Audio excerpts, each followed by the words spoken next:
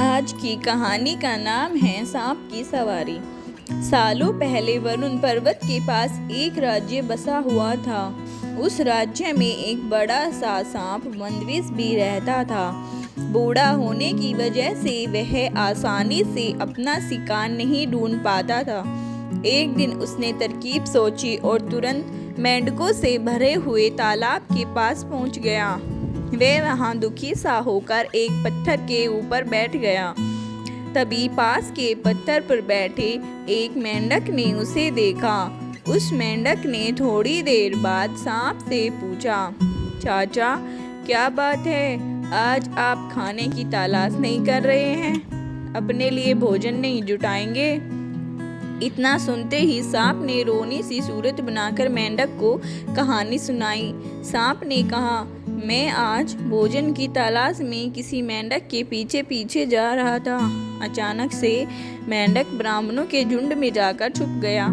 मेंढक को भोजन बनाने के चक्कर में मैंने गलती से एक ब्राह्मण की बेटी को काट दिया, जिससे उसकी मौत हो गई। इससे नाराज होकर ब्राह्मण ने मुझे श्राप दे दिया। उन्होंने मुझे श्राप देते हुए कहा कि तुझे अपना पेट भरने के लिए मेंढकों की सवारी बनना पड़ेगा। इसी वजह से मैं तालाब के पास आया हूँ। यह बात सुनते ही वह मेंढक तुरंत तालाब के अंदर गया और अपने राजा को सारी बातें बताई।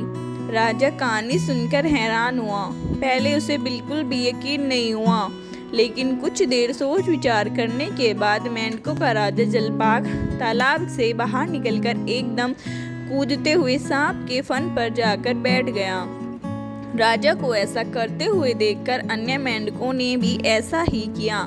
सांप समझ गया था कि मेंढक अभी मेरी परीक्षा ले रहे हैं। सांप भी बिना विचलित हुए आराम से सबको अपने फन पर कूदने दे रहा था और उन्हें घुमा रहा था।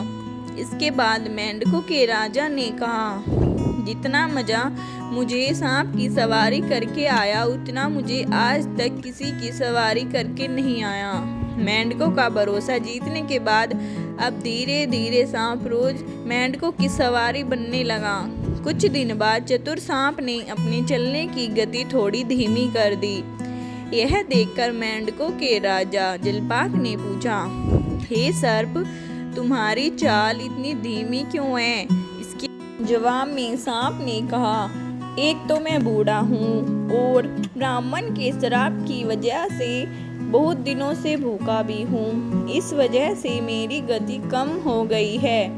इतना सुनते ही राजा ने कहा, तुम छोटे छोटे मेंढक को खा लो। यह सुनकर मन ही मन सांप बहुत प्रसन्न हुआ। उसने कहा, राजन, मुझे ब्राह्मण का श्राप है, मैं मेंढक खा नहीं सकता हूँ, लेकिन अगर आप कहते हैं तो मैं खा लेता हूँ। ऐसा करते करते वह रोज छोटे छोटे मेंढक खाने लगा और वह तंदुरुस्त हो गया। अब सांप को रोज बिना किसी मेहनत के खाना मिल रहा था। सांप काफी प्रसन्न था। मेंढक सांप की चाल को अब तक समझ नहीं पाए थे। मेंढक के राजा को भी सांप की इस साजिश की भनक नहीं लगी। ऐसा होते होते एक दिन सांप ने मेंढक के राजा जलपाग को भी खा लिया और तालाब में रहने वाले सारे मेंढकों के वंश का नाश कर दिया। कहानी से सीख। इस कहानी से हमें यह शिक्षा मिलती है कि किसी भी शत्रु की बात का जल्दी से भरोसा नहीं करना चाहिए। इससे खुद की और अपने लोगों की हानि होना निश्चित है। Thanks for watching my video. Please like, share and subscribe my channel.